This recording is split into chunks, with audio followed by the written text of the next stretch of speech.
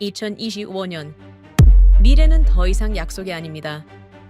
인공지능이 인간을 대체하고 젊은 세대는 꿈을 포기했습니다. 성장률은 멈췄고 기술은 포화됐죠.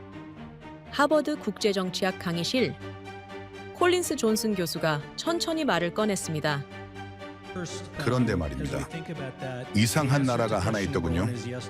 단 한 나라만 그 법칙을 거부했습니다. 조명이 어두워지고 스크린이 켜졌습니다. 깃발 하나가 천천히 떠올랐습니다. 대한민국. 강의실은 숨소리조차 멈췄습니다.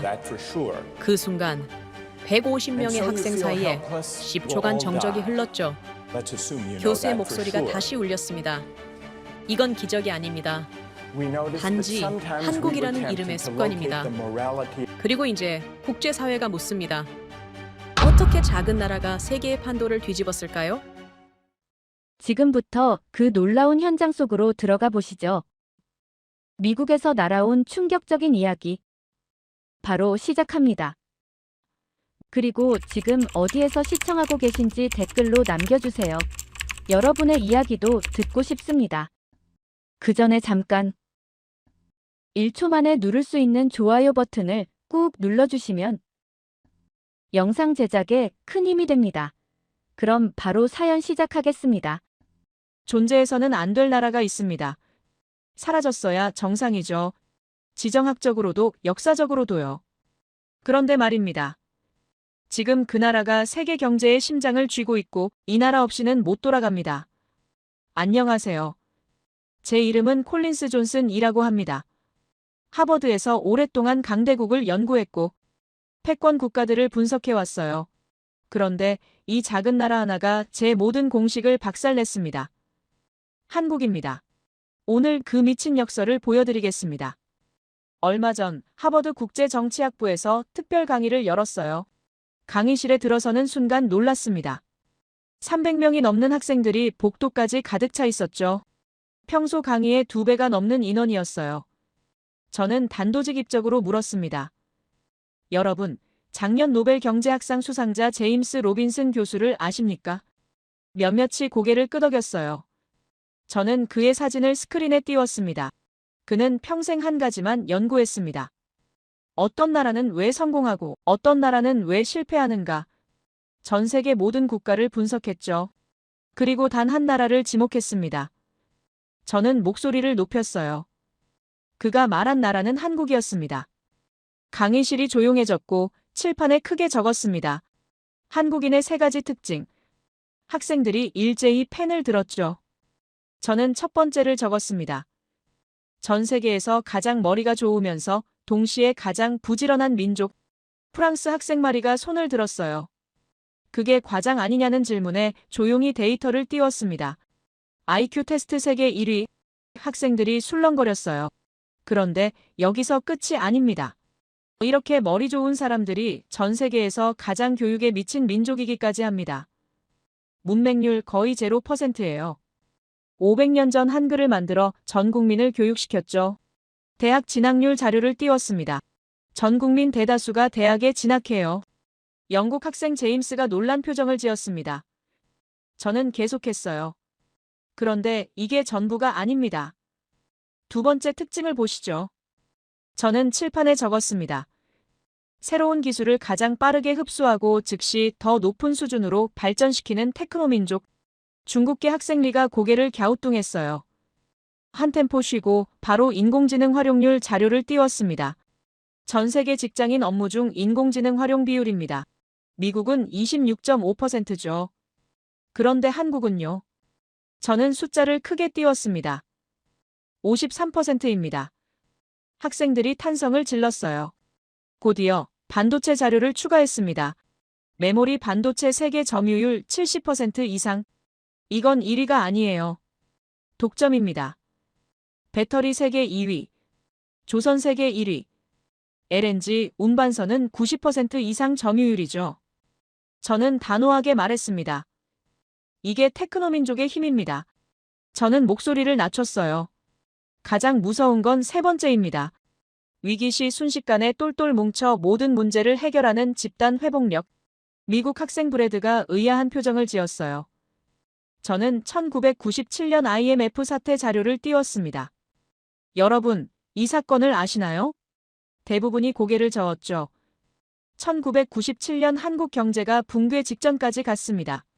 국가부도 위기였어요. 세계 최고 경제 전문가들이 예측했죠. 회복에 20년은 걸릴 거라고요. 저는 잠시 멈췄다가 말했습니다. 그런데 한국은 3년 만에 극복했습니다. 강의실이 술렁거렸고 금 모으기 운동 사진을 띄웠습니다. 350만 명이 넘는 국민이 자발적으로 금을 내놨어요. 결혼 반지까지 말이죠. 저는 강조했습니다. 평소에는 서로 싸우던 사람들이 나라의 위기가 오자 벌떼처럼 뭉쳤습니다. 이게 집단 회복력입니다. 노암 촘스키도 이 사건을 극찬했죠. 저는 촘스키 인용문을 띄웠습니다. 한국인의 책임감과 단결력, 희생 정신은 전 세계 어디에서도 찾아볼 수 없는 회복력의 증거라고요.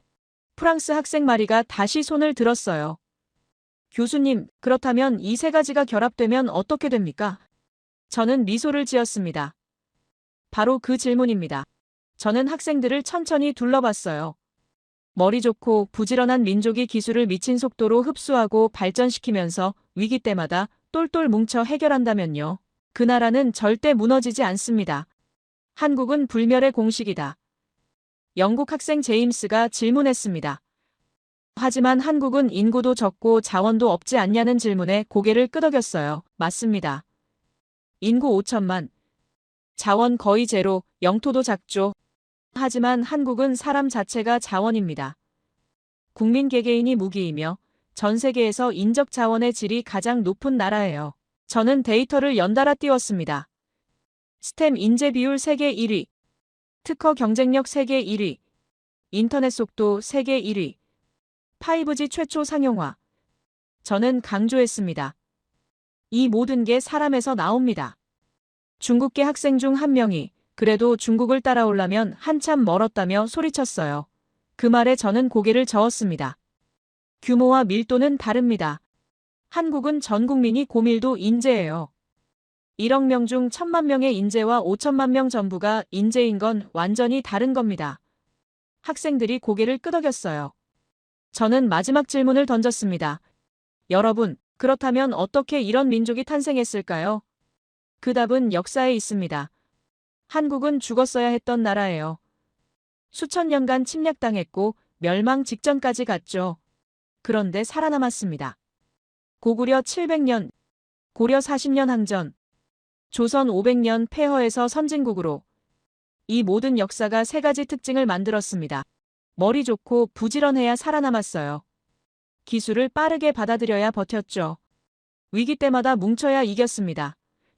생존이 그들을 만들었습니다. 미국 학생 브래드가 물었어요. 교수님, 그렇다면 앞으로 한국은 어떻게 됩니까? 저는 미소를 지었습니다. 바로 그걸 보여드리려고 합니다. 이제 그 증거를 보여드리겠습니다. 학생들의 눈빛이 완전히 달라졌습니다. 저는 천천히 말했어요. 한국의 역사를 보면 답이 나옵니다. 왜 그들이 이렇게 될 수밖에 없었는지 말이죠. 고구려부터 시작하겠습니다. 세계 최강 제국들을 상대로 700년을 버틴 나라 말입니다. 학생들이 숨을 죽였어요. 저는 마지막 한 문장을 던졌습니다. 한국은 존재해서는 안 될 나라였습니다. 하지만 지금은 세계가 한국 없이 못 돌아갑니다. 그 미친 역설의 증거를 지금부터 보여드리겠습니다. 거대한 대륙이 화면을 가득 채웠어요. 학생들이 지도를 뚫어지게 바라봤죠. 저는 한반도 북쪽을 가리키며 말했습니다. 여러분, 이곳에 700년을 존속한 나라가 있었습니다. 고구려입니다. 프랑스 학생 마리가 손을 들었어요. 교수님, 700년이면 얼마나 긴 겁니까? 로마 제국이 500년쯤 지속됐죠. 몽골 제국은 150년 정도였고요. 오스만 제국이 600년쯤 됩니다. 고구려는 700년입니다. 학생들이 놀란 표정을 지었습니다. 더 중요한 건 어떻게 살아남았느냐입니다. 만주 전역, 한반도 북부, 요동 반도까지. 영국 학생 제임스가 탄성을 질렀어요. 이게 한반도 국가입니까?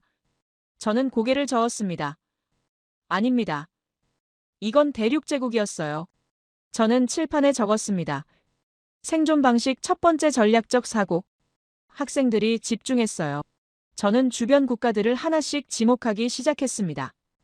고구려와 비슷한 시기에 존재했던 나라들을 볼까요? 흉노, 중국 한나라의 공격으로 멸족됐습니다. 돌궐, 당나라에 흡수돼 흔적도 남기지 못했죠. 요나라, 금나라, 몽골의 칼날 아래 국가가 해체됐어요. 저는 잠시 멈췄다가 말했습니다. 이들은 모두 고구려보다 강대국이었습니다. 학생들 표정이 굳어졌어요. 그런데 고구려는 살아남았습니다. 왜일까요? 중국계 학생 리가 질문했습니다. 교수님, 운이 좋았던 거 아닙니까? 좋은 질문입니다. 하지만 700년은 운으로 설명할 수 없습니다. 저는 고구려 군사체계 자료를 띄웠습니다. 이들은 전략가였어요. 지형을 완벽히 활용했죠. 산악과 평야가 섞인 지형이었습니다. 평지에서는 기마군단으로 싸웠어요. 말을 탄 전사들이 하루에 수백 리를 이동했죠. 산에서는 요새를 활용했습니다. 철제 갑옷과 무기를 대량 생산했어요. 저는 강조했습니다. 이건 단순한 전투가 아닙니다. 계산된 전쟁이에요. 저는 612년 살수대첩 자료를 띄웠습니다. 학생들이 앞으로 몸을 기울였어요. 수나라가 침공했습니다. 30만 대군이었죠. 미국 학생 브래드가 놀란 표정을 지었습니다. 을지문덕이라는 장군이 있었습니다. 그는 정면 승부를 피했어요. 후퇴 작전을 펼쳤죠. 수나라 군대를 깊숙이 끌어들였습니다. 프랑스 학생 마리가 왜 그랬냐고 물었어요. 보급선을 늘리기 위해서였어요. 적군이 지치기를 기다린 겁니다. 저는 지도에 살수의 위치를 표시했습니다. 그리고 이곳에서 기습했습니다. 30만 대군 중 살아 돌아간 병사는 2,700명. 강의실이 조용해졌습니다. 거의 전멸이라고 저는 강조했어요. 영국 학생 제임스가 손을 들면서 이게 정말 가능한 일이냐고 물었습니다. 저는 중국 역사서를 인용했습니다. 수서에 기록되어 있어요. 중국 측 기록입니다. 저는 계속 말했죠. 수나라는 이 전쟁 이후 급격히 쇠퇴했습니다. 결국 멸망했어요. 학생들이 탄성을 질렀습니다. 저는 다음 자료를 띄웠어요. 그런데 끝이 아닙니다. 수나라가 망하고 당나라가 들어섰죠.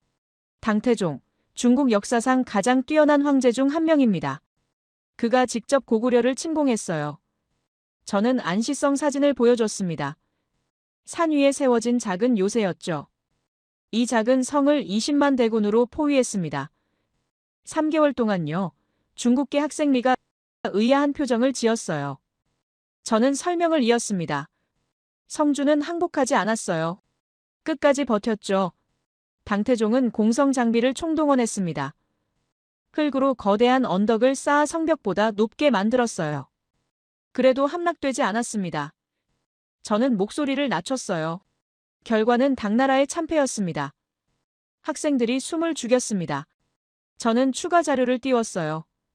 당태종은 이 전투에서 눈에 화살을 맞았습니다. 영국 학생 제임스가 놀라며 물었어요. 황제가 직접 부상을 입었단 말입니까? 저는 고개를 끄덕였습니다. 일부 역사학자들 사이에서는 논쟁이 있어요. 하지만 당태종이 원정 이후 급격히 건강이 악화된 건 사실입니다. 얼마 지나지 않아 사망했죠. 저는 단호하게 말했습니다. 세계 최강 제국의 황제가 직접 나섰지만 작은 성 하나를 함락시키지 못했어요. 이게 고구려입니다. 프랑스 학생 마리가 질문했습니다. 교수님, 그렇다면 고구려는 왜 그렇게 강했습니까? 저는 칠판을 쳤습니다. 바로 그 질문입니다. 저는 고구려의 전술 분석 자료를 띄웠어요. 첫째, 지형을 완벽히 이해했습니다. 평지에서는 기마전으로 속도전을 펼쳤어요. 산악에서는 요새전으로 장기전을 벌였죠. 둘째, 철기 기술이 발달했습니다. 갑옷과 무기가 우수했어요. 셋째, 전략적 사고가 뛰어났습니다. 을지문덕의 후퇴 작전을 보십시오. 저는 강조했어요. 이건 단순히 용맹한 게 아닙니다. 머리로 싸운 겁니다. 미국 학생 브래드가 말했어요. 하지만 교수님, 그건 장군 개인의 능력 아닙니까? 저는 고개를 저었습니다. 아닙니다. 저는 중국 역사서를 다시 인용했어요. 중국 기록에는 이렇게 적혀 있습니다. 고구려인은 키가 크고 체격이 장대하다. 화살을 잘 쏘고 말을 잘 탄다. 성격이 강하고 전투를 즐긴다. 저는 웃으며 말했습니다. 중국인들이 고구려를 두려워했다는 증거입니다. 저는 관개토대왕 이야기로 넘어갔어요. 4세기 말 이왕이 등장합니다. 즉위 후 20년 동안 7번의 대규모 정복전쟁을 벌였어요. 저는 영토 확장 지도를 띄웠습니다. 북쪽으로 만주 전역을 장악했습니다. 동쪽으로 연해주까지 진출했어요. 남쪽으로 한반도 중부까지 내려왔죠. 저는 특별히 강조했습니다. 심지어 바다를 건너 일본까지 원정을 갔어요. 영국 학생 제임스가 놀라며 물었습니다. 일본까지요? 저는 고개를 끄덕였어요. 당시 일본은 왜라고 불렸습니다. 신라를 괴롭히던 왜군을 격퇴했죠. 이게 침략당하기만 한 민족의 모습입니까? 학생들이 고개를 저었습니다. 저는 계속 설명했어요. 관개토대왕 이후 장수왕이 즉위합니다. 그는 한강까지 점령했어요. 지금의 서울이죠. 수도를 평양으로 옮기고 남진 정책을 펼쳤습니다. 저는 단호하게 말했습니다. 이건 방어가 아닙니다. 공격이에요. 중국계 학생리가 질문했습니다. 그렇다면 고구려는 결국 어떻게 됐습니까? 저는 잠시 침묵했어요. 멸망했습니다.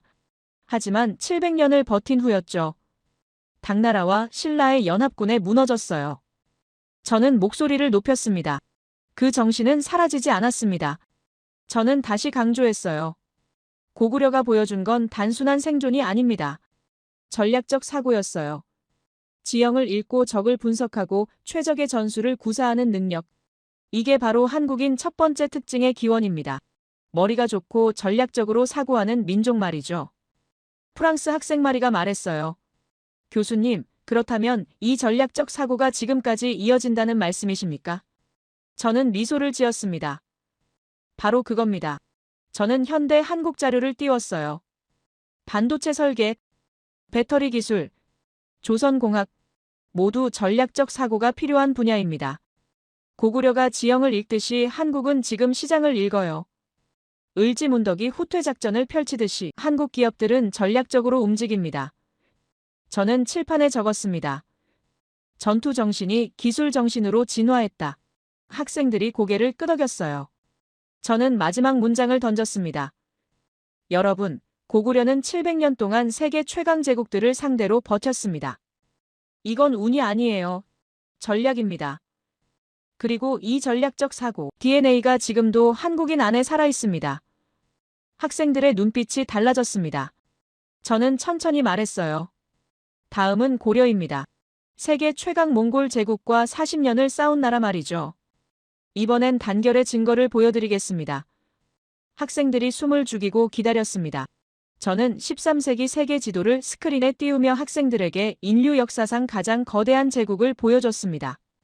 유럽 동부에서 중국까지, 중동에서 러시아까지 화면을 가득 채운 거대한 영토를 보며 학생들이 탄성을 질렀어요.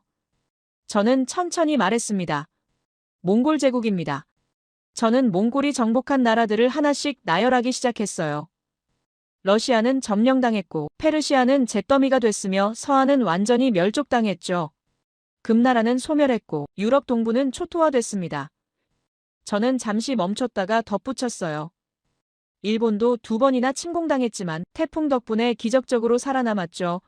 학생들이 고개를 끄덕이며 몽골의 공포를 떠올리는 표정을 지었습니다. 저는 목소리를 낮추며 말했어요. 그런데 단 하나의 나라가 40년 동안 몽골과 맞서 싸웠습니다. 칠판에 크게 적으며 강조했죠. 고려 학생들이 술렁이기 시작했고 몇몇은 메모를 하기 시작했어요. 저는 계속 설명했습니다. 40년은 한 세대가 넘는 시간이며 이건 세계 역사에서 유례가 없는 기록입니다. 저는 1231년 몽골의 첫 침공 당시 고려 조정이 내린 결단을 설명하기 시작했어요. 그들은 강화도로 천도했고 저는 지도에 그 위치를 표시하며 바다로 둘러싸인 섬이자 천연 요새라고 강조했습니다. 몽골의 가장 큰 약점이 뭘까요? 라고 묻자 프랑스 학생 마리가 생각에 잠겼고 저는 해전이라고 대답하며 몽골은 육지에서는 무적이었지만 바다에서는 약했으며 고려는 이걸 정확히 파악했다고 설명했습니다. 그때 일본 학생 유키가 손을 들며 노트북을 꺼냈어요. 그는 조심스럽게 말했습니다. 교수님, 제가 일본 학계 자료를 찾아봤는데 고려의 강화도 천도는 사실 왕실만 살려고 백성을 버린 도피 아니었습니까? 강의실이 순간 조용해졌고 학생들이 유키를 바라봤어요. 저는 그를 천천히 바라보며 의연하게 물었습니다. 흥미로운 해석이네요. 그 자료 출처가 어디죠? 유키가 화면을 보여주며 일본 교토대학교 동양사 연구실 논문이라고 말했어요. 저는 고개를 끄덕이며 그 논문을 알고 있다고 말한 뒤 평범한 말투로 계속했습니다. 그런데 말이죠. 그 논문은 한 가지를 간과했습니다. 저는 고려 정부 기록을 띄우며 강화도, 천도 이후에도 지방 행정이 계속 작동했고 의병들이 전국에서 일어났으며 지방군이 끝까지 저항했다고 설명했어요. 만약 왕실만 도망친 거였다면 40년을 버틸 수 있었을까요? 라고 묻자 유키의 표정이 굳어졌습니다. 저는 계속 말했어요. 오히려 이건 전략적 판단이었고 왕실과 정부를 강화도로 옮긴 뒤 백성 단 한 명도 항복시키지 않겠다고 선언했죠. 저는 몽골의 침공 횟수를 칠판에 크게 적으며 강조했습니다. 9차례. 몽골은 9번 침공했지만 9번 모두 고려를 굴복시키는 데 실패했습니다. 영국 학생 제임스가 손을 들며 질문했어요. 교수님, 40년이라는 시간 동안 고려는 어떻게 버틸 수 있었습니까? 저는 한 단어를 천천히 말했습니다. 지독함입니다. 그 단어를 반복하며 칠판에 적었어요. 저는 전쟁 중에도 고려가 8만 대장경을 만들었다는 사실을 설명하기 시작했습니다. 나무판에 불경을 새긴 것으로 8만 장이 넘는 방대한 작업이었죠. 학생들이 믿기지 않는다는 표정을 지었고 유키가 다시 손을 들며 물었어요. 교수님, 그건 단지 종교적 목적 아닙니까? 전쟁과는 상관없는 거 아닙니까? 저는 유키를 바라보며 평범하게 대답했습니다. 겉으로는 부처의 힘으로 몽골을 물리치려 했던 종교적 목적이었지만 더 중요한 건 전쟁 중에도 국가 시스템이 무너지지 않았다는 증거라고요. 행정이 작동했고 기술자들이 일했으며 문화가 유지됐다는 뜻이라고 강조했습니다. 저는 다른 나라들과 비교하기 시작했어요. 러시아는 몽골에게 정복당한 후 200년 이상 지배받았고 페르시아는 완전히 파괴됐으며 중국도 원나라가 되어 몽골의 일부가 됐습니다. 저는 목소리를 높이며 말했어요. 하지만 고려는 40년을 버텼고 왕조가 유지됐으며 문화가 살아있었고 백성들이 싸웠습니다. 유키가 멋쩍게 웃으며 말했어요. 하지만 교수님, 결국 고려는 항복한 거 아닙니까? 저는 그를 침착하게 바라보며 대답했습니다. 항복이라는 단어는 정확하지 않으며 협상에 가깝습니다. 40년 전쟁 후 고려는 몽골과 평화협정을 맺었지만 왕조는 유지됐고 왕실 혈통도 끊기지 않았으며 내정의 상당 부분을 자치로 운영했죠. 저는 비교 자료를 띄우며 다른 나라들의 사례를 보여줬어요. 왕이 처형당하고 귀족이 학살당하고 문화가 말살된 나라들과 달리 고려는 생존했다고 강조했습니다. 이건 완전한 패배가 아니라 생존이었어요. 유키의 손이 미세하게 떨리는 게 보였고 그는 노트북을 천천히 덮으며 더 이상 질문하지 않았습니다. 중국계 학생 리가 손을 들며 물었어요. 교수님, 그렇다면 이게 단결의 증거라는 말씀이십니까? 저는 고개를 끄덕이며 칠판에 크게 적었습니다. 40년 항전. 저는 학생들을 둘러보며 천천히 말했어요. 여러분, 이게 무슨 의미인지 아십니까? 한 세대가 전쟁 속에서 태어나 전쟁 속에서 죽었다는 뜻이며 할아버지가 싸우고 아버지가 싸우고 아들이 싸웠다는 뜻입니다. 그런데도 포기하지 않았어요. 저는 목소리를 낮추며 강조했습니다. 이건 미친 수준의 집념이며 집단 회복력의 극한입니다. 강의실이 완전히 침묵했고 학생들이 숨을 죽이고 있었어요. 저는 고려가 몽골 이전에도 강했다는 사실을 추가로 설명했습니다. 거란족과 싸워 이겼고 여진족도 격퇴했으며 강감찬이라는 장군은 거란 10만 대군을 상대로 대승을 거뒀죠. 귀주대첩이라고 부르는 전투였습니다. 유키가 조용히 앉아 있었고 그의 다리가 부들부들 떨리는 게 보였어요.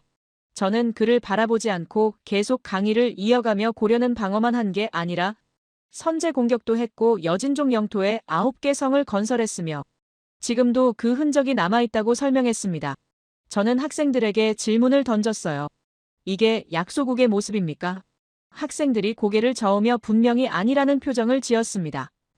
저는 결론을 말하기 시작했어요. 고려는 세계 최강 몽골 제국조차 완전히 무너뜨리지 못한 나라이며 40년을 버텼고 협상으로 마무리했고 왕조를 유지했습니다. 프랑스 학생 마리가 손을 들며 물었어요. 교수님, 그렇다면 이 단결력이 지금까지 이어진다는 말씀이십니까? 저는 미소를 지으며 바로 그거라고 대답했습니다. 저는 1997년 IMF 자료를 다시 띄우며 350만 명의 금 모으기 운동을 상기시켰어요.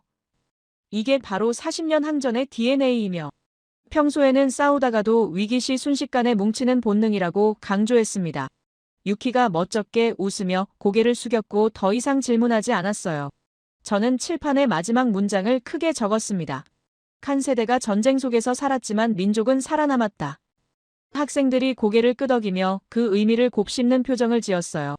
저는 천천히 말했습니다. 여러분, 고려의 40년 항전은 단순한 전쟁 기록이 아니며 이건 단결의 본능이 어디서 왔는지 보여주는 증거입니다. 영국 학생 제임스가 손을 들며 다음은 무엇이냐고 물었고 저는 미소를 지으며 조선이라고 대답했습니다. 500년 왕조이며 이번엔 기술의 증거를 보여드리겠다고 말했어요. 거북선과 한글 창제 그리고 신기전 이야기를 하겠다고 덧붙이자 학생들이 숨을 죽이고 기다렸습니다. 저는 유키를 잠깐 바라봤어요. 그는 여전히 고개를 숙이고 있었고 손이 떨리는 게 보였죠. 저는 아무 말 없이 다음 자료를 준비하며 생각했습니다. 사실이 가장 강력한 무기니까요. 저는 칠판에 크게 숫자를 적었습니다. 500년. 학생들이 그 숫자를 바라보며 조선 왕조가 지속된 기간을 머릿속으로 계산하는 표정을 지었어요. 저는 세계 역사와 비교하기 시작했습니다. 영국의 튜더 왕조는 118년이었고 프랑스의 부르봉 왕조는 204년이었으며 러시아의 로마노프 왕조는 304년이었죠. 저는 손가락으로 칠판을 두드리며 간조했어요. 조선은 500년입니다. 하지만 오늘 제가 말하고 싶은 건 기간이 아니라고 말하며 스크린에 조선의 지도를 띄웠습니다. 조선에 대한 흔한 오해가 있다고 말하자 학생들이 집중했어요.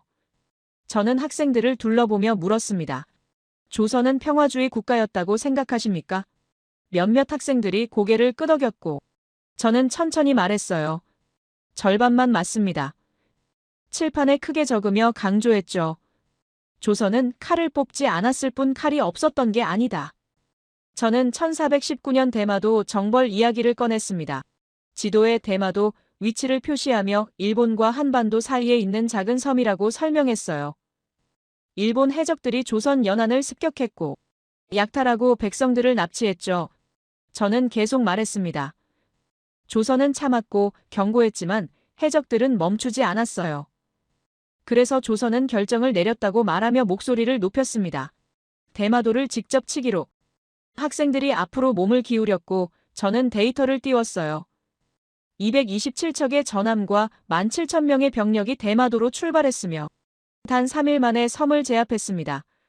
학생들이 탄성을 질렀고 저는 계속 설명했어요. 일본 무사들 대부분이 전사했고 섬 전체가 불탔으며 조선군은 목적을 달성하고 돌아왔죠. 저는 덧붙였습니다. 그 후 대마도는 200년 동안 조선에 조공을 바쳤고 일본 역사서에는 거의 기록되지 않았어요. 그들에게는 치욕이었으니까요. 일본 학생 유키가 조용히 앉아 있었고 아무 말도 하지 않았습니다. 저는 북쪽 이야기로 넘어가며 지도에 한반도 북부를 표시했어요. 여진족이 북쪽 국경을 위협했고 조선은 어떻게 했을까요? 라고 묻자 학생들이 생각에 잠겼습니다. 저는 답을 말했어요. 영토를 확장했습니다. 학생들이 놀라는 표정을 지었고 저는 사군 육진이라고 설명했습니다. 4개 군과 6개 진으로 북방에 10개의 군사거점을 건설한 것이며 이 작전으로 여진족을 밀어냈다고요. 저는 강조하며 말했습니다. 지금 여러분이 지도에서 보는 한반도 북쪽 국경선은 600년 전에 조선 장군들이 칼로 그은 선입니다. 영국 학생 제임스가 손을 들며 질문했어요. 하지만 교수님, 조선은 확장 전쟁을 거의 하지 않았잖아요. 저는 미소를 지으며 고개를 끄덕였습니다. 맞습니다. 하지만 이해하셔야 해요. 조선은 영토욕이 없었을 뿐이며 전쟁 능력이 없었던 게 아니라고 설명했죠. 저는 조선의 군사기술을 본격적으로 설명하기 시작했습니다. 조선 수군은 세계 최강이었다고 말하며 거북선 그림을 띄웠어요. 학생들이 화면에 집중했고 저는 천천히 설명했습니다. 세계 최초의 철갑선이었으며 16세기에 만들어졌죠. 학생들이 놀란 표정을 지었고 저는 추가로 설명했어요. 조선의 화포 기술도 뛰어났고 신기전이라는 로켓 무기도 있었으며 화차라는 다연장 로켓 발사대도 만들었습니다. 저는 강조하며 말했어요. 이건 16세기 기술이며 유럽보다 앞선 부분도 많았습니다. 프랑스 학생 마리가 손을 들며 물었어요. 교수님, 그렇다면 왜 조선은 그 기술을 적극적으로 사용하지 않았습니까? 저는 잠시 생각하는 척하며 대답했습니다. 필요가 없었으니까요. 조선은 침략보다 방어를 선택했고 확장보다 안정을 택했죠. 저는 임진왜란 이야기를 본격적으로 시작했습니다. 1592년 일본이 조선을 침공했고 도요토미 히데요시가 이끈 대군이었다고 설명하며 지도에 일본군의 진격로를 표시했어요. 초반에는 일본군이 빠르게 북상했고 육지 전투에서 조선군이 고전했다고 말했습니다. 저는 잠시 멈췄다가 목소리를 낮추며 말했어요. 하지만 바다는 달랐습니다. 저는 이순신이라는 이름을 칠판에 크게 적으며 조선 수군을 이끈 장군이라고 소개했습니다. 전투 기록을 하나씩 나열하기 시작했어요.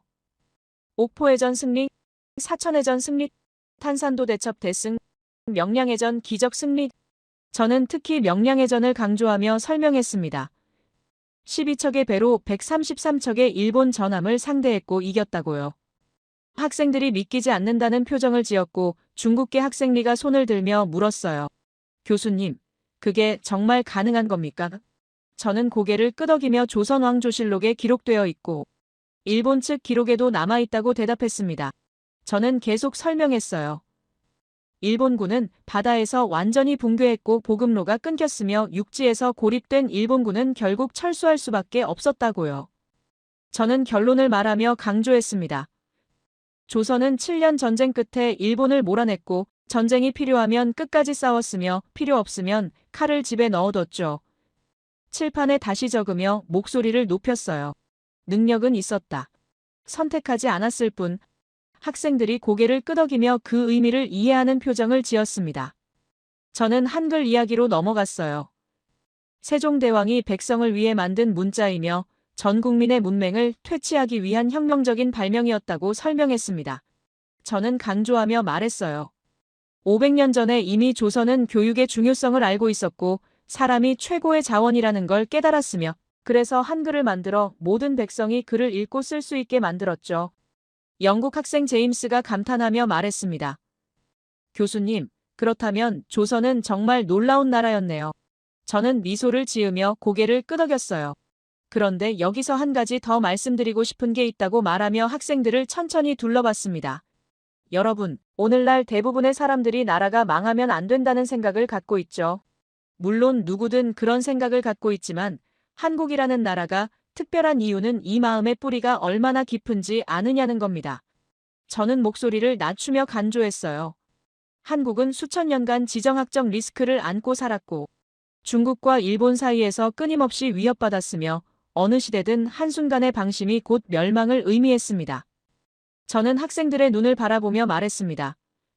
그런데 한국인들은 어떤 역경 앞에서도 의연하게 대처했고 오히려 위기를 기회로 만들어 왔어요. 이게 가능했던 이유는 바로 조상들의 정신이 대대로 이어져 왔기 때문이며 고구려의 전략적 사고, 고려의 단결력, 조선의 기술혁신 정신이 모두 지금의 한국인 안에 살아있기 때문입니다. 저는 칠판에 크게 적으며 강조했어요. 위기가 오면 더욱 강해지는 민족. 프랑스 학생 마리가 손을 들며 물었습니다. 교수님, 그렇다면 그 정신이 지금도 작동한다는 말씀이십니까? 저는 고개를 끄덕이며 1997년 IMF를 다시 언급했어요. 3년 만에 극복한 그 힘이 어디서 나왔겠습니까? 바로 조상들의 정신입니다. 저는 계속 설명했습니다. 조선이 거북선을 만들던 그 혁신 정신이 지금은 반도체가 됐고 신기전을 쏘아 올리던 그 기술력이 지금은 우주 로켓이 됐으며 임진왜란 때 끝까지 싸우던 그 집념이 지금은 세계 시장에서 경쟁력이 됐죠. 저는 목소리를 높이며 강조했어요. 이게 바로 한국인의 DNA입니다. 미국 학생 브래드가 말했습니다. 교수님, 그렇다면 한국인들은 위기를 두려워하지 않는 겁니까? 저는 미소를 지으며 대답했어요. 두려워하지 않는 게 아니라 위기를 극복할 수 있다는 확신이 있는 겁니다. 그 확신은 수천 년의 역사가 증명해왔고 조상들이 보여준 무수한 사례들이 뒷받침하고 있으며 그래서 한국인들은 위기 앞에서 오히려 더 강해집니다. 저는 마지막 문장을 천천히 말했습니다. 조선의 군사기술과 전투정신은 현대로 이어졌고 한국 전쟁 그리고 지금의 방산 강국까지 이어지고 있으며 이 모든 건 우연이 아니라 필연입니다. 학생들이 숨을 죽이고 있었고 저는 칠판에 마지막 문장을 적었어요. 기술 정신은 생존 본능에서 나왔다. 저는 학생들을 둘러보며 말했습니다. 여러분, 다음은 근대로 넘어가겠습니다. 한국이 폐허에서 어떻게 일어섰는지 보시겠어요. 학생들의 눈빛이 완전히 달라져 있었고 그들은 다음 이야기를 기다리고 있었습니다. 저는 천천히 말했어요. 1953년 한국 전쟁이 끝났고 서울은 잿더미였습니다. 하지만 한국인들은 또다시 일어섰죠. 그 이야기를 지금부터 보여드리겠습니다. 저는 스크린에 사진 한 장을 띄웠습니다. 1953년 서울의 모습이었고 폐허였어요. 건물은 무너져 있었고 거리는 잿더미였으며 학생들이 침묵했습니다. 저는 천천히 말했어요. 1953년 한국 전쟁이 끝났고 이게 그때 서울의 모습입니다. 저는 다른 사진들을 연달아 띄우며 부산, 대구, 평양, 인천 어디든 똑같았다고 말했습니다. 저는 데이터를 보여주기 시작했어요. 국토의 80%가 파괴됐고 산업시설은 거의 전멸했으며 500만 명이 피난민이 됐죠. 저는 세계은행 자료를 띄우며 1953년 한국의 1인당 GDP가 79달러였다고 강조했습니다. 저는 비교 자료를 추가로 보여줬어요. 같은 시기 필리핀은 200달러였고 태국은 150달러였으며 인도도 한국보다 나았다고 설명했죠. 저는 목소리를 낮추며 말했습니다. 한국은 세계에서 가장 가난한 나라 중 하나였고 유엔은 한국을 원조 대상국으로 지정했으며 미국이 식량과 물자를 보냈죠. 전 세계가 한국을 불쌍히 여겼다고 말하며 학생들을 바라봤어요. 저는 잠시 멈췄다가 말했습니다. 이 상황에서 살아남을 확률은 거의 없었습니다. 미국 학생 브래드가 손을 들며 질문했어요. 교수님, 한국은 미국 원조 덕분에 살아난 거 아닙니까? 저는 고개를 끄덕이며 좋은 질문이라고 대답했습니다. 저는 칠판에 질문을 적으며 물었어요. 원조를 받은 나라는 한국뿐이었나요? 저는 목록을 나열하기 시작했습니다. 필리핀은 미국 원조를 받았고 베트남도 미국 원조를 받았으며 캄보디아도 미국 원조를 받았고 아프리카 여러 나라가 유럽 원조를 받았죠. 저는 질문을 던졌습니다. 그렇다면 왜 한국만 성공했을까요? 학생들이 조용해졌고 저는 경제성장 그래프를 띄웠어요. 1960년 한국 1인당 GDP 79달러, 2023년 한국 1인당 GDP 33,000달러 이상. 저는 강조하며 말했습니다. 400배 이상 성장했어요. 학생들이 탄성을 질렀고 저는 OECD 사무총장의 발언을 인용했습니다. 인류 역사상 유일한 기적급 성장이라고 했죠. 저는 다른 나라들과 비교하기 시작했어요. 같은 시기 필리핀은 어떻게 됐습니까? 여전히 개발도상국입니다. 베트남은요? 최근에야 성장하기 시작했죠. 저는 단호하게 말했습니다. 원조는 씨앗일 뿐이며 한국은 그 씨앗을 받아 숲을 만들어냈어요. 프랑스 학생 마리가 놀란 표정을 지으며 어떻게 그게 가능했냐고 물었습니다. 저는 한국의 산업화 과정을 설명하기 시작했어요. 1960년대 경공업부터 시작했고 섬유, 신발, 가발 같은 노동집약적 산업이었죠. 1970년대 중화학공업으로 전환했으며 철강, 조선, 석유화학 분야를 정부가 전략적으로 육성했다고 설명했습니다. 저는 포항제철 이야기를 꺼내며 세계은행이 한국의 제철소 건설을 반대했고 불가능하다고 했지만 한국은 밀어붙였다고 말했어요. 저는 결과를 보여줬습니다. 포항제철은 세계 최고 수준의 제철소가 됐고 지금은 포스코라는 이름으로 글로벌 기업이 됐죠. 저는 조선 산업으로 넘어가며 1970년대 초반 한국은 배 한 척 제대로 만들지 못했지만 지금은 세계 1위 조선 국가가 됐다고 강조했습니다. LNG 운반선 시장의 90% 이상을 한국이 장악하고 있고 초대형 컨테이너선도 마찬가지라고 설명했어요. 저는 반도체 이야기를 시작했습니다. 1980년대 한국은 반도체 산업에 뛰어들었고 일본이 이미 시장을 장악하고 있었으며 미국 기업들도 강력했죠. 저는 강조하며 말했어요. 모두가 불가능하다고 했지만 한국은 또 밀어붙였습니다. 저는 결과를 보여줬어요. 지금 한국은 메모리 반도체 세계 점유율 70% 이상이며 삼성과 SK 하이닉스 이 두 회사가 세계 시장을 지배하고 있다고요. 영국 학생 제임스가 손을 들며 물었습니다. 교수님, 그렇다면 한국은 어떻게 그렇게 빨리 성장할 수 있었습니까? 저는 미소를 지으며 칠판에 크게 적었어요. 세 가지 특징의 총집합. 학생들이 집중했고 저는 설명하기 시작했습니다. 첫째, 머리 좋고 부지런한 민족이었기에 기술을 빠르게 습득했어요. 둘째, 새로운 기술을 즉시 더 높은 수준으로 발전시키는 테크노민족이었기에 선진국을 따라잡을 수 있었죠. 셋째, 위기 앞에서 똘똘 뭉치는 단결력이 있었기에 불가능을 가능으로 만들었습니다. 저는 목소리를 높이며 강조했어요. 이 세 가지가 결합되자 기적이 일어났습니다. 중국계 학생 리가 질문했습니다. 하지만 교수님, 전쟁은 분명히 재앙이었잖아요. 저는 고개를 끄덕이며 천천히 대답했어요. 맞습니다. 전쟁은 재앙이었죠. 하지만 여기서 놀라운 역설이 발생합니다. 저는 학생들을 둘러보며 말했어요. 한국인들은 이 전쟁을 통해 무언가를 깨달았습니다. 나라가 없으면 모든 게 사라진다는 걸요. 저는 목소리를 낮추며 계속했습니다. 전쟁은 한국인들에게 피치 못할 상황이었지만 오히려 이 계기가 한국이라는 나라를 더욱 강하게 만드는 전환점이 됐어요. 저는 강조하며 말했습니다. 전쟁을 극복한 경험이 오히려 국가력을 높이는 가장 큰 포인트가 됐고 나라를 사랑하는 마음을 서로 확인할 수 있는 계기가 됐으며 한국은 이걸 눈에 띄게 보여주고 있습니다. 프랑스 학생 마리가 손을 들며 물었어요. 교수님, 그게 무슨 뜻입니까? 저는 천천히 설명하기 시작했습니다. 전쟁 후 한국인들은 깨달았어요.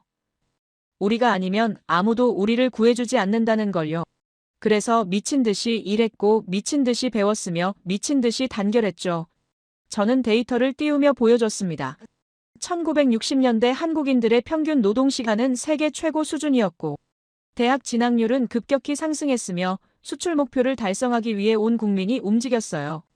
저는 목소리를 높이며 말했습니다. 이게 바로 전쟁이 만든 역설입니다. 전쟁은 한국을 파괴했지만 동시에 한국인들을 각성시켰고 폐허는 오히려 새로운 시작의 기회가 됐으며 절망은 희망으로 바뀌었죠. 미국 학생 브래드가 감탄하며 말했습니다. 정말 놀랍습니다. 저는 고개를 끄덕이며 계속했어요. 저는 한국 전쟁 당시 베트남 파병 이야기도 꺼냈습니다. 베트남 전쟁에 한국군이 파병됐고 미군 다음으로 많은 병력을 보냈으며 전투력은 최상급이었죠. 저는 현대 사례로 넘어가며 2011년 소말리아 아덴만에서 한국 화물선이 해적에게 납치됐고 한국 해군 특수부대가 투입됐다고 설명했습니다. 저는 작전 결과를 말했어요. 인질 전원 구출, 해적 전원 사살 또는 생포, 단 한 명의 인질도 죽지 않았습니다. 학생들이 박수를 쳤고 저는 미소를 지었습니다. 저는 방산 수출 이야기로 넘어갔어요. 2000년대 초반까지만 해도 한국 무기는 별로 알려지지 않았지만 지금은 방산 수출 세계 4위권이며 폴란드가 한국 전차와 자주포를 대량 구매했고 호주가 한국 자주포를 도입했으며 노르웨이도 한국 전투기를 샀다고 설명했습니다. 저는 KF-21 전투기 사진을 보여주며 한국형 전투기이고 4.5세대 스텔스 전투기이며 세계에서 네 번째로 자체 개발에 성공했다고 간조했어요. 저는 누리호 발사 영상을 재생하며 한국의 우주 발사체가 하늘로 솟아오르는 장면을 보여줬습니다. 한국은 독자 우주 발사체 개발에 성공했고 세계에서 7번째라고 말했죠. 저는 비교를 하기 시작했습니다. 600년 전 조선은 신기전을 만들었고 로켓 무기였죠. 지금 한국은 우주 로켓을 만들며 이건 우연이 아니라 필연이라고 강조했어요. 기술에 대한 집착, 전투력에 대한 집념, 생존에 대한 본능이 모두 이어져 온 것이라고 설명했습니다. 저는 칠판에 크게 적었어요. 폐허에서 기적으로. 저는 학생들을 둘러보며 말했습니다. 여러분, 한국은 죽어야 했던 나라였지만 살아남았고 일어났으며 이제는 세계를 흔들고 있어요. 저는 마지막 문장을 천천히 말했어요. 이 생존 DNA는 미래 기술로 이어지고 있으며 과거의 전투력은 현대의 기술력이 됐고 이제 한국은 21세기를 이끌 준비가 됐습니다. 프랑스 학생 마리가 손을 들며 물었어요. 교수님, 그렇다면 다음은 무엇입니까?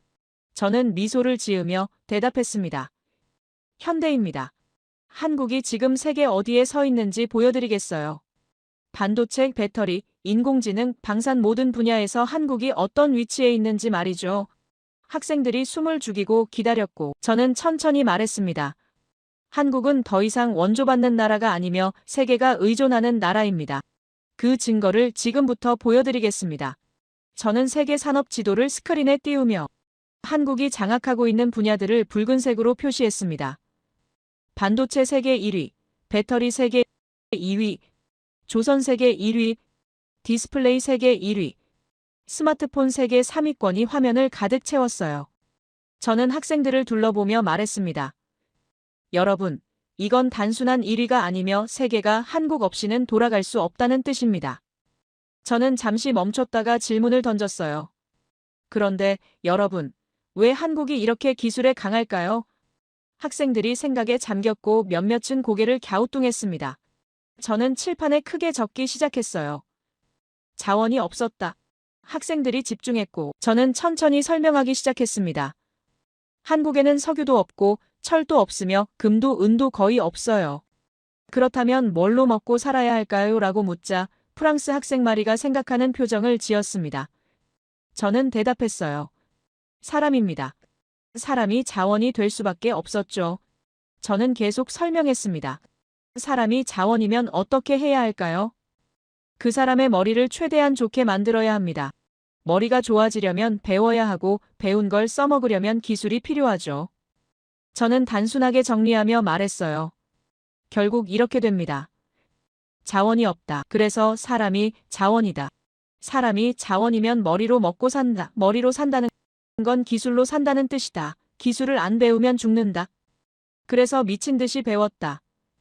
저는 칠판을 쳤습니다. 이게 테크노민족이 탄생한 이유입니다. 영국 학생 제임스가 고개를 끄덕이며 말했어요. 아, 이제 이해가 됩니다. 저는 미소를 지으며 더 쉽게 설명했습니다. 여러분, 만약 여러분 집에 돈이 하나도 없다고 상상해 보세요. 그럼 어떻게 해야 할까요? 열심히 공부해서 좋은 직장을 가져야 하죠. 한국이라는 나라가 바로 그랬습니다. 땅속에 돈이 없으니까 머리로 돈을 벌어야 했고 머리로 돈을 번다는 건 기술을 파는 거예요. 저는 구체적인 예를 들기 시작했습니다. 중동 국가들을 보십시오. 석유가 나오니까 땅만 파면 돈이 됩니다. 그런데 한국은요. 땅을 파봤자 돌밖에 안 나와요. 그래서 공장을 지었고 기술을 배웠으며 물건을 만들어 팔기 시작했죠. 저는 강조하며 말했습니다. 이게 생존 방식이었고 선택이 아니라 필수였으며 그래서 한국은 테크노민족이 될 수밖에 없었습니다. 중국계 학생 리가 손을 들며 물었어요. 교수님, 그렇다면 지금 한국의 기술력은 어느 정도입니까? 저는 반도체 공급망 자료를 띄우며 보여주기 시작했습니다. 미국의 데이터 센터, 중국의 스마트폰 공장, 유럽의 자동차 산업이 모두 한국산 반도체에 의존하고 있다고 설명했어요. 저는 최근 사례를 들었습니다. 2021년 삼성 반도체 공장에서 정전 사고가 있었고 단 몇 분이었죠. 학생들이 집중했고 저는 계속 말했습니다. 전 세계 반도체 가격이 요동쳤습니다. 학생들이 놀란 표정을 지었고 저는 강조했어요. 한국이 멈추면 세계가 멈춥니다. 이게 지금 한국의 위치이며 이건 과장이 아니라 사실입니다. 미국 학생 브래드가 탄성을 질렀고 저는 배터리 산업으로 넘어갔습니다. 저는 전기차 시대가 오고 있으며 그 심장이 배터리라고 설명했어요. 데이터를 띄우며 보여줬습니다. 테슬라는 한국 배터리를 쓰고 폭스바겐도 한국 배터리를 쓰며 GM, 포드, 현대, 기아 모두 마찬가지라고 말했죠. 저는 강조했습니다. 전기차 혁명의 핵심이 한국 손에 있으며 세계 2위지만 고급 배터리는 한국이 압도적입니다. 저는 방산 기술로 넘어가며 K2 전차 사진을 띄웠습니다. 세계 최고 수준의 성능이며 폴란드가 1000대 이상 구매했다고 설명했어요.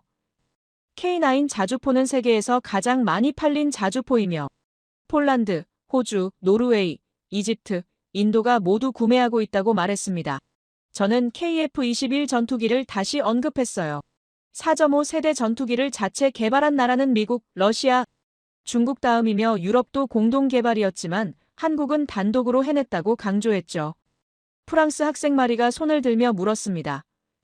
교수님, 그렇다면 한국은 언제부터 이렇게 강했습니까? 저는 타임라인을 띄우며 설명하기 시작했어요. 1960년대는 섬유와 신발을 만들었고 1970년대는 철강과 조선을 시작했으며 1980년대는 반도체에 뛰어들었고 1990년대는 디지털 혁명을 이끌었으며 2000년대는 스마트폰과 배터리를 장악했고 지금은 인공지능과 우주로 가고 있다고 설명했습니다. 저는 강조하며 말했어요. 보십시오. 매 10년마다 새로운 기술로 올라갔습니다. 이게 테크노민족의 특징이며 한 분야를 마스터하면 즉시 다음 단계로 올라가고 절대 멈추지 않으며 계속 진화합니다. 영국 학생 제임스가 감탄하며 말했습니다. 정말 놀랍네요. 저는 고개를 끄덕이며 더 구체적인 사례를 들기 시작했어요. 저는 인터넷 보급 이야기를 꺼냈습니다. 인터넷이 처음 나왔을 때 한국은 전 세계에서 가장 빠르게 초고속 인터넷망을 깔았고 전 국민이 인터넷을 쓰기 시작했으며 그 결과 온라인 게임, 이커머스, 디지털 뱅킹이 폭발적으로 성장했다고 설명했어요. 저는 스타크래프트 사례를 다시 언급하며 전 세계 판매량의 97%를 한국에서 달성했고 이건 우연이 아니라 한국인들이 새로운 기술을 가장 빠르게 받아들였기 때문이라고 강조했습니다. 저는 인공지능 데이터를 띄우며 보여줬어요. 전 세계 직장인 중 업무에 인공지능을 활용하는 비율이 한국이 53%로 1위이며 미국은 26.5%밖에 안 된다고 말했습니다. 저는 목소리를 높이며 강조했어요. 인공지능의 종주국은 미국이지만 가장 빠르게 활용하는 나라는 한국입니다. 이게 테크노민족의 힘이며 배우는 속도가 아니라 쓰는 속도가 빠른 겁니다. 중국계 학생 리가 질문했습니다. 교수님, 그렇다면 중국은 어떻습니까? 중국도 기술 강국 아닙니까? 저는 고개를 끄덕이며 좋은 질문이라고 대답했어요. 저는 비교를 시작했습니다. 중국은 규모로 승부하고 한국은 품질로 승부하며 중국은 따라잡고 있지만 한국은 계속 앞서 나가고 있다고 설명했죠. 저는 반도체 미세 공정 자료를 띄웠습니다. 3나노 공정은 삼성과 TSMC만 가능하고 중국은 아직 7나노 수준이라고 말했어요.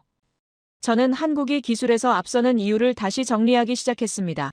첫째, 머리가 좋습니다. 둘째, 교육 수준이 높아요. 셋째, 새로운 걸 배우는 속도가 빠르죠. 넷째, 배운 걸 즉시 쓰기 시작합니다. 다섯째, 쓰면서 더 발전시켜요. 저는 강조하며 말했습니다.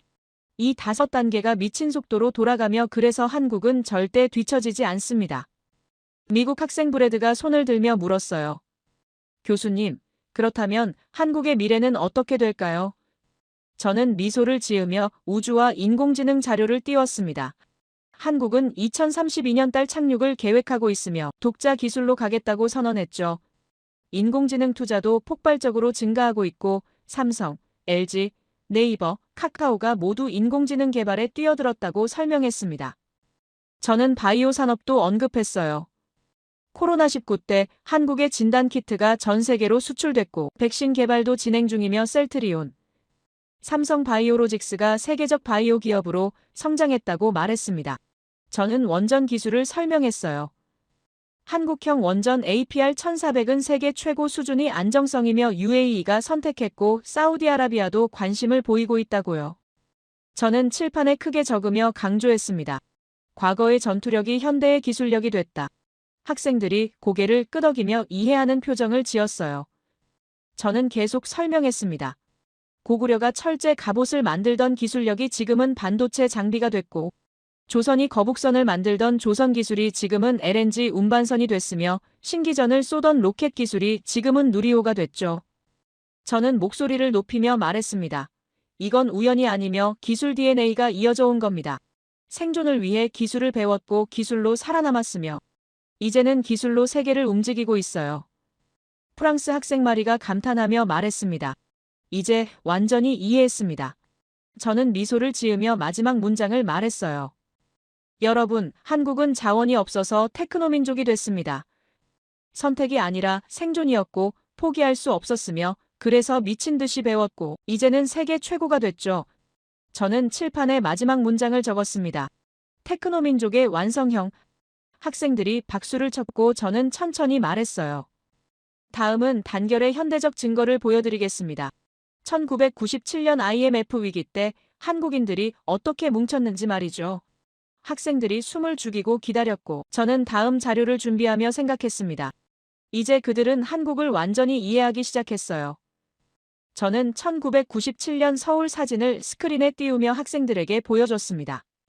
거리에 사람들이 길게 줄을 서 있었고 손에 무언가를 들고 있었어요. 학생들이 화면을 뚫어지게 바라봤고 저는 천천히 말했습니다. 여러분, 이 사람들이 뭘 하고 있는지 아십니까? 금을 내고 있습니다. 자발적으로요. 저는 잠시 멈췄다가 설명하기 시작했어요. 1997년 한국에 경제 위기가 왔고 국가부도 직전이었으며 IMF에 구제금융을 신청했죠. 세계 최고 경제 전문가들이 분석했고 예측했습니다. 회복에 최소 20년은 걸릴 거라고요. 저는 목소리를 낮추며 말했습니다. 조금 무거운 주제이며 민감한 주제일 수 있지만 이야기하지 않을 수 없어요. 왜냐하면 이게 한국인의 본질을 보여주는 결정적 사건이니까요. 프랑스 학생 마리가 조심스럽게 손을 들며 물었습니다. 교수님, 그 위기가 얼마나 심각했습니까? 저는 데이터를 띄우며 보여주기 시작했어요. 외환 보유고가 바닥났고 대기업들이 연쇄도산했으며 실업률이 폭등했고 중산층이 하루아침에 무너졌죠. 저는 간조하며 말했습니다. 나라 전체가 무너지고 있었고 모두가 절망했으며 미래가 보이지 않았어요.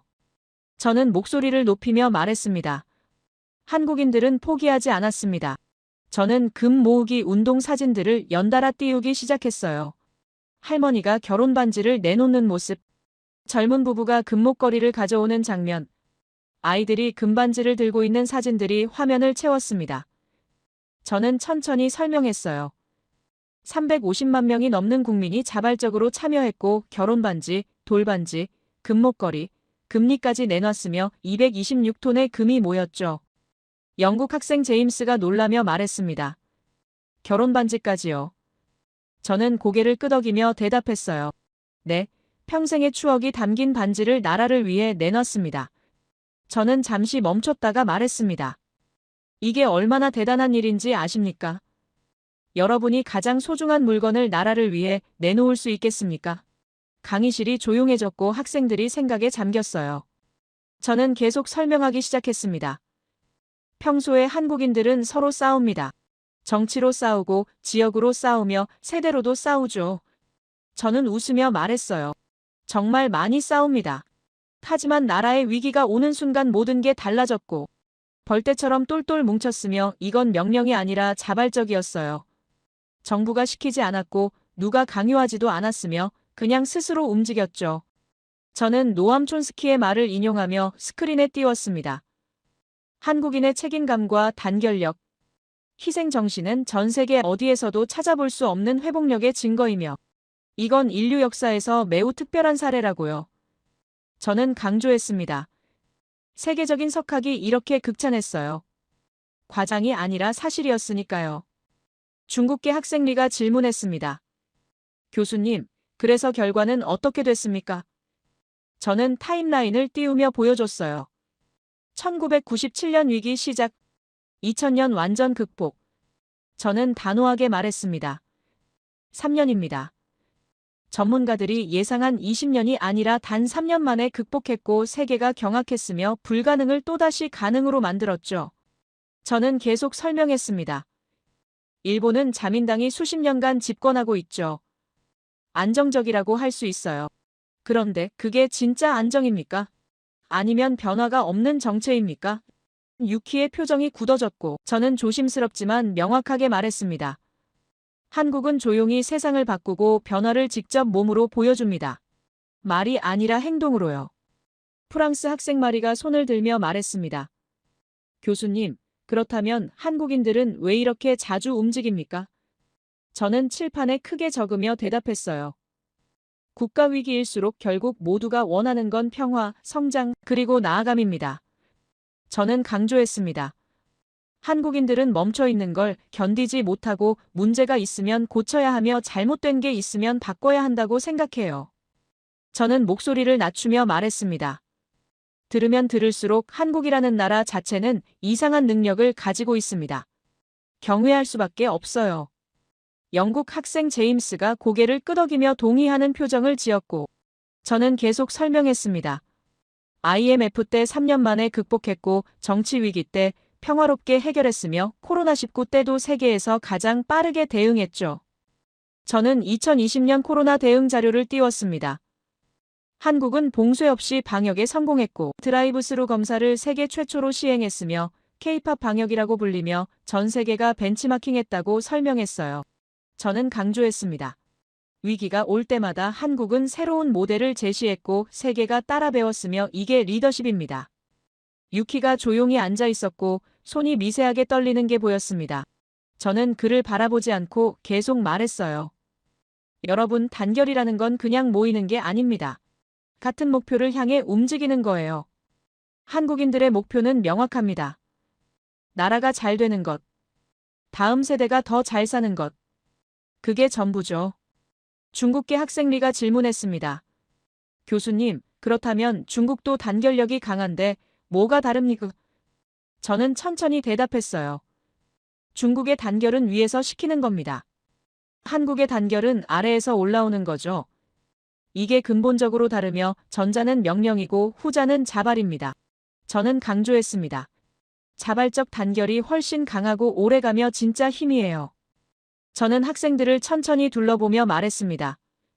여러분, IMF는 경제 위기였지만 한국인들은 3년 만에 극복했고 정치 위기가 왔을 때도 평화롭게 해결했으며 재난이 왔을 때도 시스템을 바꿨어요. 이게 집단 회복력이며 살아있는 증거입니다. 유키가 고개를 숙인 채 아무 말도 하지 않았고 저는 다음 주제로 넘어갔습니다. 이제 마지막입니다. 저는 천천히 말했어요. 한국이 21세기 국제정치에서 어떤 위치에 있는지 보여드리겠습니다. 머리, 기술, 단결이 결합되면 어떤 나라가 되는지 말이죠. 학생들이 숨을 죽이고 기다렸고 저는 마지막 자료를 준비하며 생각했습니다. 이제 그들은 한국을 완전히 이해했어요. 조용하지만 강하고 평화롭지만 단호하며 작지만 거대한 나라라는 걸요. 저는 칠판에 적힌 모든 내용을 천천히 지우기 시작했습니다. 깨끗한 칠판만 남았고 학생들이 조용히 기다렸어요. 저는 그들을 돌아서서 바라보며 말했습니다. 지금까지 우리는 한국의 역사를 훑어봤고 고구려 700년, 고려 40년 한전, 조선 500년, 대한민국 폐허에서 선진국으로 올라온 과정을 봤죠. 저는 잠시 멈췄다가 질문을 던졌어요. 이제 여러분께 마지막 질문을 하나 하겠습니다. 저는 칠판에 크게 적었습니다. 한국은 무엇인가? 학생들이 생각에 잠겼고 저는 천천히 걸으며 말을 이었어요. 한국은 인류 역사에서 가장 오래 살아남은 단일 민족 국가 중 하나이며 전쟁에 지지 않았고 멸망하지 않았으며 폐허 속에서도 다시 일어났죠. 저는 강조했습니다. 그들은 자원이 없었지만 스스로 자원이 됐고 고구려의 전투 정신은 반도체 기술로 진화했으며 조선의 과학은 로켓으로 이어졌어요. 저는 스크린에 현대 세계 지도를 띄우며 한국의 위치를 표시했습니다. 인구 5천만, 영토 10만 제곱킬로미터, 자원 거의 제로. 저는 학생들을 바라보며 물었어요. 이 조건에서 강대국이 될 수 있다고 생각하십니까? 프랑스 학생 마리가 고개를 저으며 말했습니다. 논리적으로는 불가능합니다. 저는 미소를 지으며 대답했어요. 맞습니다. 그런데 한국은 해냈습니다. 저는 데이터를 띄우기 시작했습니다. 세계 12위 경제 규모, 반도체 세계 점유율 70%, 배터리 세계 2위, 조선 세계 1위, 방산 수출 세계 4위권, K-팝 글로벌 현상. 저는 간조하며 말했어요. 이건 단순한 성공이 아니며 이건 구조적 핵심국이 된 겁니다. 세계가 한국 없이는 돌아갈 수 없는 구조를 만들어낸 거죠. 영국 학생 제임스가 손을 들며 질문했습니다. 교수님, 그렇다면 한국은 이제 초강대국입니까? 저는 잠시 생각하는 척하며 대답했어요. 전통적인 초강대국은 아닙니다. 군사력으로만 따지면 미국, 중국, 러시아가 초강대국이죠. 저는 칠판에 새로운 단어를 적었습니다. 21세기형 축국. 저는 설명하기 시작했어요. 축국이라는 건 세계 질서를 떠받치는 기둥 중 하나라는 뜻이며 한국은 기술과 산업에서 세계의 기둥이 됐고 이게 없으면 전체가 흔들린다는 겁니다. 저는 구체적인 사례를 들기 시작했어요. 미국은 한국이 필요합니다. 인도 태평양 전략의 핵심 파트너이며 반도체 공급망의 핵심이고 군사동맹으로도 중요하죠. 중국도 한국이 필요하다고 말하며 데이터를 띄웠습니다. 중국의 최대 교역국이며 반도체와 배터리의 공급처이고 한국 기술 없이는 중국 산업이 유지될 수 없다고 설명했어요. 일본도 한국이 필요합니다. 저는 강조하며 말했습니다. 반도체, 배터리, 조선에서 한국 없이는 경쟁력을 유지할 수 없으며 협력이 필수죠. 저는 단호하게 말했습니다. 한국은 더 이상 선택받는 위치가 아니며 선택하는 위치이고 미국도 중국도 일본도 한국을 필요로 하며 이게 21세기 한국의 위치입니다. 중국계 학생 리가 질문했어요. 교수님, 그렇다면 한국의 미래는 어떻게 됩니까? 저는 인공지능 자료를 띄우며 보여주기 시작했습니다. 인공지능 시대가 오고 있고 여기서 한글이 치트키가 될 수 있다고 설명했어요. 한글은 과학적 문자이며 음소 문자 체계가 완벽하고 인공지능 학습에 최적화되어 있으며 이게 한국의 새로운 무기가 될 거라고 말했습니다. 저는 몇몇 전문가들의 예측을 인용했어요. 한국이 G2 국가로 올라설 수 있다고요. 미국 학생 브래드가 놀라며 물었습니다. G2요. 저는 고개를 끄덕이며 대답했어요. 불가능해 보이지만 한국은 늘 불가능을 가능으로 만들어왔고 페어에서 선진국이 됐으며 기술 강국이 됐고 이제 인공지능 시대의 선두주자가 되려 하고 있죠. 저는 강조했습니다. 이건 희망사항이 아니라 진행 중인 현실입니다. 저는 나토 회원국들이 한국 무기를 구매하는 사례를 들었습니다. 폴란드, 노르웨이, 호주가 한국 방산을 선택했고 이게 무슨 의미냐고 물었어요. 저는 대답했습니다. 한국이 서방 진영의 일원으로 완전히 인정받았다는 뜻이며 기술력과 신뢰도를 인정받은 거죠. 저는 우주협력도 언급했습니다. 나사와 한국항공우주연구원이 협력하고 있고 달 탐사 프로그램에 한국이 참여하며 이건 우주 강국 클럽에 들어간 겁니다. 저는 학생들을 천천히 둘러보며 말했어요. 여러분, 한국은 더 이상 지역 국가가 아니며 글로벌 축국이고 국제 질서를 떠받치는 기둥 중 하나가 됐죠. 저는 칠판에 다시 적었습니다. 조용히 세계의 중심으로 들어왔다. 프랑스 학생 마리가 감탄하며 말했습니다. 정말 놀라운 이야기입니다. 저는 마지막 정리를 시작했습니다. 저는 25년간 국제 정치를 연구했고 수많은 나라의 흥망을 봤으며 그중 한국만큼 예측 불가능한 나라는 없었다고 말했어요. 역사적으로 사라졌어야 했던 나라가 가장 치열하게 버텼고 가장 빠르게 일어섰으며 이제는 세계의 심장부를 움직이고 있다고 간주했죠. 저는 목소리를 낮추며 천천히 말했습니다. 한국을 완전히 이해하는 것은 불가능하지만 그들의 생존 본능, 기술 집착, 단결 정신을 읽는다면 여러분은 21세기를 지배하는 힘의 흐름을 누구보다 정확히 이해하게 될 겁니다. 저는 칠판을 마지막으로 한 번 쳤습니다. 한국을 이해하는 것이 국제정치를 이해하는 것입니다. 강의실이 완전히 조용해졌고 저는 책을 덮으며 말했어요. 여러분, 제가 오늘 강조하고 싶은 건 이겁니다. 저는 학생들을 한 명 한 명 바라보며 말했습니다. 물질적인 것보다 눈에 보이지 않는 게 더 강한 법입니다.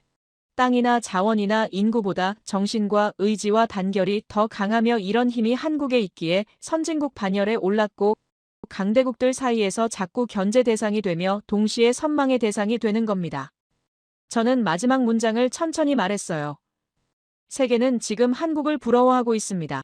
작지만 강하고 조용하지만 거대하며 자원은 없지만 기술이 있고 영토는 작지만 영향력은 막강한 이 나라를 말이죠.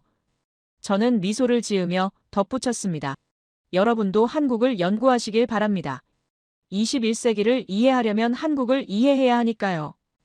그 순간 한 학생이 박수를 쳤고 다른 학생들도 따라 박수를 치기 시작했어요.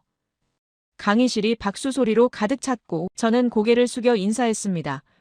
학생들은 천천히 강의실을 나갔지만 그들의 눈빛은 완전히 달라져 있었어요. 이제 그들은 한국을 알았고 침략당한 약소국이 아니라 지독하게 살아남은 전투 민족을, 조용한 아침의 나라가 아니라 조용한 척하던 강한 민족을 이해하게 됐죠. 저는 칠판을 바라보며 생각했습니다.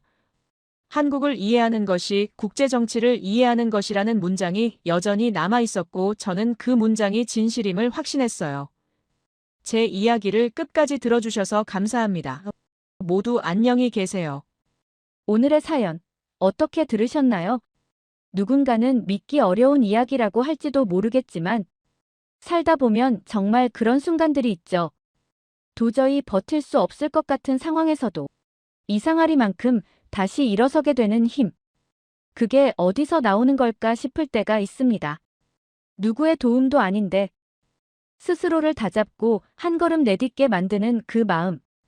아마도 그건 우리가 살아온 시간들 속에서 조금씩 단단해진 의지 같은 게 아닐까 싶어요. 결국 인생이란 건 거창한 성공보다 넘어지고도 다시 일어서는 그 과정 자체에 있는 것 같고요. 오늘 이야기를 통해 우리 모두가 잠시 멈춰서 나는 지금 어디쯤 와 있지? 하고 스스로에게 물어보는 시간이 되었으면 합니다. 그리고 때로는 정답이 없는 길에서도 묵묵히 걸어가야 하는 게 인생 아닐까요? 여러분의 생각을 아래 댓글에 남겨주세요. 그리고 감동적인 사연을 주변 사람들과 공유하고 함께 이야기 나눠보세요. 마지막으로 1초밖에 걸리지 않는 구독과 좋아요, 알림 설정은 영상 제작에 큰 힘이 됩니다. 지금까지 감동을 담아 여러분께 진심을 전하는 감동담기였습니다. 오늘 하루도 행복한 하루 보내세요.